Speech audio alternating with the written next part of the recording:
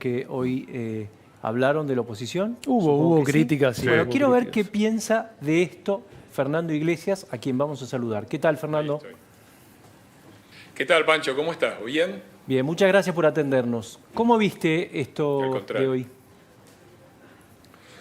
Como una continuidad de una serie de desaciertos impresionantes, ¿no? Vos pensá, el viernes, el más grave de todos, el de los jubilados, con consecuencias que son tremendas. Yo estuve haciendo un poco de cuentas y aún haciendo cuentas a la baja, lo del viernes va a ser tremendo. Si vos pensás que hubo 1 millón de jubilados y ponele que se hayan contagiado un 1%, estamos hablando de 10.000 personas contra 1.500 casos hasta ahora. Y sobre 10.000 personas una tasa de mortalidad de 2%, mínima, estamos hablando de 200 muertos. Así, y no, yo no soy infectólogo, y antes que alguien me diga algo, yo no soy infectólogo, pero tengo el teléfono de infectólogos y esos datos son más que razonables. ¿Y vos Lamentablemente. a qué atribuís lo del viernes? A la impericia. Yo no creo en un complot. Y espero que la gente haga cuentas con esto, porque yo sigo viendo a la Argentina, a gran parte de la sociedad argentina, parada en esta idea de que el peronismo, bueno, son autoritarios, bueno, roban, pero saben hacer las cosas, saben gobernar, los otros eran inútiles. Ahí los tenés, ahí los tenés. Y después tuvimos, esto fue el viernes, el domingo tuvimos Teletón y Default, y hoy los sobreprecios de Arroyo. ¿Y el Teletón por qué lo mencionás? Porque me parece una cosa vergonzosa y un fracaso, además que fue un fracaso enorme, ¿no? Como seis cadenas sacaron 13% de rating, muy bajo, $1 millón, nada. Chile juntó 40 millones. Me pareció todo una cosa de muy bajo nivel, que recordaba otros episodios absurdos de la Argentina, como cuando fue el Teletón por Malvinas, ¿no? Igual es un detalle menor con respecto a los otros, que claramente son mucho más graves. Pero a mí me gustaría, si me permitís, Pancho, que reflexionáramos un poco, porque yo he escuchado mucho en estas semanas una especie de invitación a olvidarse de la democracia, a abandonar la crítica y a hacerle la venia al comandante en jefe, que es el presidente de la República. Me parece que todos los datos, desde que empezó la crisis, demuestran la utilidad de la existencia de la oposición y de la crítica, y de que las libertades no van en contra de la solución de la crisis, sino por el contrario, limitan los daños, en particular con un gobierno tan corrupto y inepto como creo que es este. Fernando, Daniel Santa Cruz te saluda, ¿cómo estás? Quería preguntarte, Fernando, respecto el rol de la oposición de modo institucional. Hoy el Congreso no está funcionando, no funcionan las instituciones, está bien lo que decís vos, se gobierna por decreto de necesidad y urgencia, pero no habría que habilitar ciertas comisiones, por ejemplo, la propia comisión que sigue los DNU, la Comisión de Salud, no habría que habilitar una sesión para tratar estos dos hechos, el del viernes pasado que se puso en peligro a más de 1 millón de personas, o la compra la investigación de Diego Cabo que mostró que pagaron sobreprecios en la compra de alimentos, porque si no es como que nadie controla al gobierno, se lo puede criticar en los medios, pero nada institucionalmente sucede. Bueno, eso es cierto hasta cierto punto. Está claro que hay una voluntad del gobierno de cerrar el Congreso. Ellos tienen la mayoría, tienen quórum, pueden llamar a una sesión. Hay una discusión sobre cómo habilitarla, si puede ser digital o no, si puede ser mixta, presencial, pero no hay ninguna voluntad por parte del Ejecutivo y del oficialismo de habilitar una sesión en el Congreso. Las comisiones estamos tratando de activarlas. No En puede ser algunos una casos, cuestión, cuando no no puede sean ser activados. Fernando, ¿no puede ser una decisión sanitaria eso? Porque estamos todos de alguna manera aislados. Bueno, pero están funcionando la prensa, por ejemplo. El personal de salud está en los hospitales, las cajeras de los supermercados. Aprovecho para meter esto, por favor, obliguen a usar barbijo. Las condiciones en que trabajan las cajeras de supermercados son alarmantes. Yo por primera vez fui el viernes a hacer una compra y era un desastre, no tenían barbijo, no tenían nada. Pero bueno, si toda esta gente está haciendo el esfuerzo, si los que hacen el delivery, con más razón los diputados y los senadores. Ahora, nosotros estamos trabajando a full. Yo te puedo asegurar que estamos de reunión en reunión. Yo tuve reunión con mi equipo, seguimos avanzando con los proyectos. Estamos programando 2 o 3 denuncias penales importantes. Acá me parece que, bueno, lo de Arroyo de hoy, lo de Felipe Solá, lo de que abandonen a los argentinos varados en el exterior y cierren inconstitucionalmente las puertas del país, la vicepresidenta, que en el medio de una crisis y una emergencia tan grave se va del país. Eso es abandono, eso es por lo menos incumplimiento de los deberes del funcionario público. Fernando... En todo eso estamos trabajando y hemos hecho propuestas muy claras. Si nos hubieran hecho caso, no hubiera pasado lo de los argentinos varados en el exterior y no hubiera pasado lo del viernes con los bancos. Pero después las sesiones es el oficialismo el que tiene el quórum. Nosotros estamos presionando para que se hagan. Fernando Beto Valdés, ¿cómo te va? ¿Qué tal, Beto? ¿Cómo estás? Bien, gracias. Uno de los datos fuertes de estas últimas horas ha sido el aliento que le dio el presidente Alberto Fernández al proyecto del diputado Máximo Kirchner de grabar a aquellos que blanquearon, un tema que evidentemente ha generado mucha, pero mucha ansiedad. ¿Ya tienen una posición tomada respecto al tema? ¿Lo conversaron? ¿Cuál es tu postura personal? Mirá, mañana la reunión de bloque la tenemos mañana a las 10 de la mañana y ahí saldrá una postura oficial, pero la mía es muy clara. Me parece que está muy claro que es inconstitucional, es volver a grabar lo que ya se grabó. Y a mí me gustaría poner el acento en las consecuencias de esto. Porque estos son los muchachos que después se quejan de la fuga de capitales.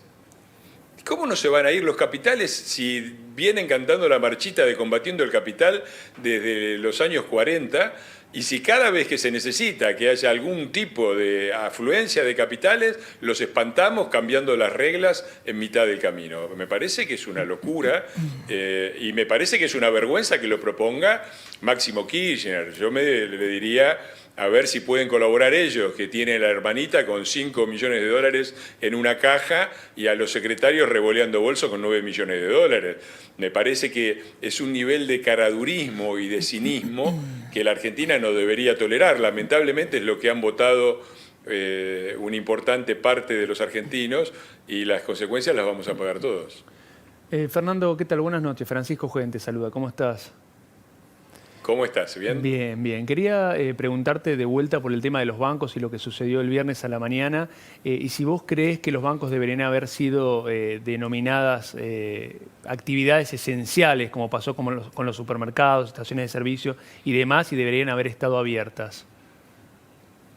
No es solo lo que yo creo, es lo que propuso nuestro bloque. Entre nuestras propuestas económicas, que se presentaron oportunamente y que lo estamos dando a conocer progresivamente, una era esa, que los bancos, a ver, un cajero de banco, que es el que está más expuesto, no está en una situación diferente a una cajera de supermercado, por el contrario, está mucho más protegido.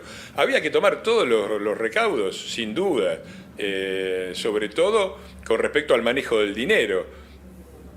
¿Por qué Pero crees que tenía no que estar se tomó? abierto, me parece claro, y ¿por qué debería crees que haberse no se- ordenado de una manera razonable. Y ya que no se hizo, por lo menos tendría que haber habido una comunicación muy fehaciente y una preparación muy clara de lo que era claro que iba a pasar el lunes, cuando vos juntaste a todos los jubilados que hace 2 semanas que no cobran, más los de la asignación universal por hijo, sin consignas claras, sin tener una mínima separación, sin asistencia de los municipios, sin nada. Bueno, el caos que crearon fue vergonzoso, y ese sí que llegó a todo el mundo. Cuando decían que todo el mundo miraba el modelo argentino, la verdad que el viernes lo lograron, lamentablemente. Fernando, ¿cuál es la propuesta de ustedes para los varados? Tengo algunos problemas con el micrófono. Me preguntaste por los varados, Sí, ¿no, la Pancho? propuesta de ustedes. A nosotros nos parece que no es posible que se deje a la gente afuera. Hay un derecho constitucional que excede el motivo del viaje. Para empezar, los viajes no son solamente de turismo. hay muchos motivos familiares y de trabajo, pero inclusive el que se fue por turismo tiene todo el derecho. Y acá también es una cosa indignante, que un gobierno cuya vicepresidenta se va en el medio de la crisis a Cuba y vuelve, esperan que vuelva y a los pocos días cierran la frontera. Me parece que es un escándalo. Y nuestra propuesta es muy simple. Es cierto que no se pueden traer a todos los de golpe porque provocaría un problema de control, pero tiene que haber un cronograma. El gobierno no puede salir a decir cerramos la frontera y ya está. Antes de hacer eso deberían haber controlado Ezeiza cuando se los dijo Guelar en el mes de enero. Ojo con China, ojo con lo que está pasando, controlen Ezeiza, no hicieron caso. Pero ahora tendría que haber, el gobierno lo que tendría que anunciar es un programa de repatriación encabezado por Aerolíneas Argentinas, que bastante caro nos sale a todos los argentinos, como para que ahora no esté liderando esto. Y tiene que ser un programa, de decir, bueno, 30.000 en un día no pueden volver. Bueno, ¿cuántos pueden volver? 3.000 por día. Bueno, en 10 días los traemos a todos o en 15 días. Tiene que haber un programa de repatriación controlado con responsabilidad no solamente del gobierno de la Ciudad de Buenos Aires, que lo está haciendo, sino también de las provincias. Tiene que llegar a Ezeiza, tiene que haber micros que lo alcancen, lo lleven, controlen a dónde van. Bueno, tiene que haber un esfuerzo estatal coordinado, que es lo que no se ve. Lo que se ve es arréglense como puedan y un gobierno que se borra de una responsabilidad que tiene.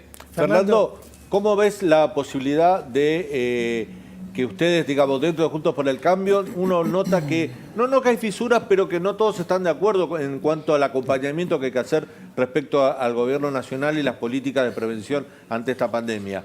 Digo esto porque por un lado veo algunos dirigentes que tienen una posición mucho más tranquila, más callada, que no es momento de marcar diferencias, y otros, caso Patricia Bullrich, Miguel Ángel Pichetto, que sí marcan las diferencias respecto a la marcha del gobierno en cuanto a este tema. ¿Crees que hay ruido dentro de Juntos por el Cambio? ¿Se puede saldar dentro de una mesa? ¿Hay una mesa de crisis en la cual se hablan de estas cosas? No, me parece que nosotros somos un espacio pluralista, donde hay diferentes opiniones y donde respetamos las opiniones de los demás. Yo claramente me parece que es muy claro que no se puede suspender la democracia porque hay una emergencia. La democracia es especialmente valiosa en una emergencia, porque hay democracia, se lograron muchas cosas. El ministro de Educación había anunciado un viernes que las escuelas se abrían el lunes, y fue la protesta de la gente, de nosotros y de todo el mundo lo que lo obligó a cerrar las escuelas el lunes, menos mal, porque fue 5 días antes de que declararan la cuarentena. El tema de los testeos, venimos reclamándolo desde hace mucho. Fue una locura centralizar en el Malbrán, fue una locura no haber comprado en su momento los reactivos y los respiradores, y gracias a la protesta y a la insistencia nuestra, y de la gente, el gobierno empezó a rebobinar, tarde y mal, pero algo es algo.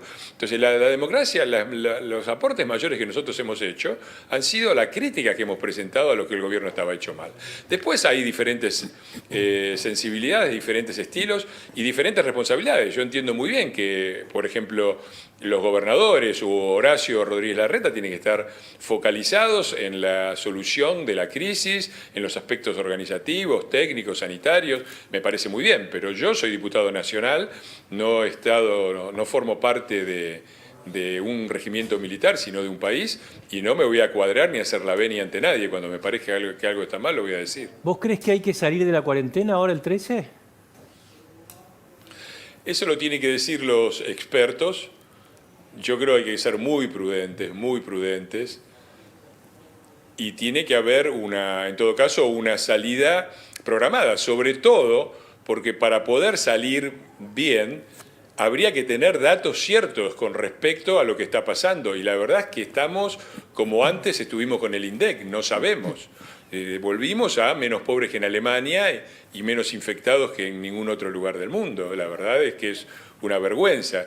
Cuando vos agarrás la tabla de los países, y la cantidad de test por habitantes, venimos en el puesto número 70 y pico. Es decir, atrás nuestro están los países más pobres de Centroamérica y de África. Y eso es una vergüenza, es una imprevisión, y es algo de lo que Ginés González García, que decía que no había posibilidad de que llegara el virus, después dijo que lo había sorprendido, va a tener que dar cuentas, porque eso nos va a costar vidas. Viste que hay quienes están pronosticando la muerte del capitalismo con esta crisis. ¿Vos qué pensás? Bueno, me parece que es una profecía que se viene haciendo desde hace mucho tiempo sin mucho resultado. Yo veo dos mundos posibles en el futuro. Y estoy trabajando en eso. Estamos trabajando en un documento que he escrito yo y que ya han firmado importantes intelectuales. Bertrand Badi, que es el director de Sciences Po Paris, Fernando Sabater, Daniele Archibuggi, Saskia Sassen, entre los nuestros Santiago Kovadlov, Tito Palermo. Nos estamos pronunciando a favor de reforzar las instituciones internacionales, de democratizarlas. Nosotros aplicamos, Pancho, a nivel nacional todo el mundo da por descontado el valor del federalismo y de la democracia. A nivel global reinan el caos y la anarquía, y los costos de esto es que esto no puede funcionar. No puedes tener un mundo globalizado por la tecnología y por la economía, y que cuando aparece una crisis de esta hay 200 estados nacionales que toman decisiones separadamente, sin coordinarse, sin compartir información. Tiene que haber un refuerzo de las instituciones internacionales, de la Organización Mundial de la Salud, tiene que haber sistemas obligatorios de alerta temprana. No puede pasar lo que pasó en China, que es una especie de Chernobyl, en el medio de un sistema totalitario. Los que anunciaban el problema fueron segregados, parcializados, el Estado mantuvo el control de la información y pasó lo que pasó. Eso no tiene consecuencias solo en China, tiene consecuencias en todo el mundo. Y por lo tanto, tiene que haber una soberanía compartida. En estos aspectos tiene que haber una agencia de la ONU que tenga un sistema de alerta temprano, de investigación, de control, y tiene que haber medidas obligatorias. No puede haber un presidente de un país que diga, esto no es nada, no me importa, como han hecho Trump y Bolsonaro, y después pagamos las consecuencias todos, porque no es que se difunde solo en Estados Unidos y en Brasil, sino en toda la región. Entonces ahí hay que reforzar la ONU, hay que reforzar las instituciones multilaterales, y yo creo que o vamos en este sentido, o este tipo de crisis van a reforzar el nacionalismo, el populismo, los delirios de que yo me salvo solo y mi país primero, en un mundo cada vez más integrado, cada vez más pequeño. Yo espero, y cierro con esto, que si alguna consecuencia positiva tiene este horror, sea la de que nos demos cuenta los seres humanos qué chiquito es nuestro planeta, qué cerca vivimos los unos de los otros, nos guste o no nos guste, y que formamos una comunidad de destino mundial. Y si no nos hacemos cargo de estos grandes problemas, las pandemias, el cambio climático, medidas de estímulo financiero para salir de esta recesión tomadas en forma coordinada, vamos a tener nuevamente los enormes problemas que causó el nacionalismo en el siglo XX. ¿Habría que sancionar a China? ¿Me escuchás? Perdón, te perdí un segundo. Sí, ¿habría que sancionar a China? Yo no creo. La primera reflexión es una pregunta legítima, pero la gran pregunta es, vamos a suponer que sí, ¿cómo se hace? No hay. Entonces, la Corte Penal Internacional, que fue creada, y yo he participado de ese proceso, yo soy presidente del Movimiento Federalista Mundial, nosotros somos coordinadores de hace 23 años de la Coalición por la Corte Penal Internacional. Creemos que tiene que ser reforzada, y uno de los temas debería ser cuando se establecen medidas mínimas de control de una pandemia y un país los viola, debería haber algún tipo de sanción hecho por un tribunal internacional. Ahora, todo eso no existe. Vamos a sancionar a China sobre la base de ¿cuál legislación? No hay legislación, no hay reglas, no hay medidas mínimas obligatorias para todo país que tengan que adaptar, preservando la seguridad sanitaria de todo el mundo. No hay nada. Y todo esto en el medio de un mundo que desde el punto de vista tecnológico está hiperdesarrollado, porque me dicen, no, lo que vos decís es ciencia ficción. Ah, sí, esa es ciencia ficción. Ahora, si yo te llevo 20 años para atrás y te digo, mirá, Supone, Pancho, que estamos en el año 1980. Y yo te digo, mirá, dentro de 40 años va a haber una red basada en el número 1 y en el número 0, por impulsos eléctricos distribuidos a todo el mundo. La gente va a comprar, a conocer a su novia y a viajar y a comunicarse a través de esta red. Vos me decís, vos estás loco, eso es ciencia ficción. Ahora, nosotros somos innovadores. Parece que ser inteligente hoy es ser innovador en la tecnología y conservador en la política. Y eso no funciona, eso no funciona. Un mundo global del siglo XXI necesita instituciones globales del siglo XXI, no solamente un refrito de los estados nacionales, que por supuesto tienen que mantener su soberanía en los asuntos internos, pero tienen que delegar en las cosas que no pueden manejar, como la pandemia o el cambio climático. Gracias, Fernando, muy amable. Un gran abrazo, saludos a todos. Gracias. Viniste con barbijo hoy, ¿no? No, sí, digo, Porque nos vamos a tener que empezar a acostumbrar a esto. Tiene que ¿no? ver con algo que se viene, Pero Sí. vamos a ir una tanda Y te y le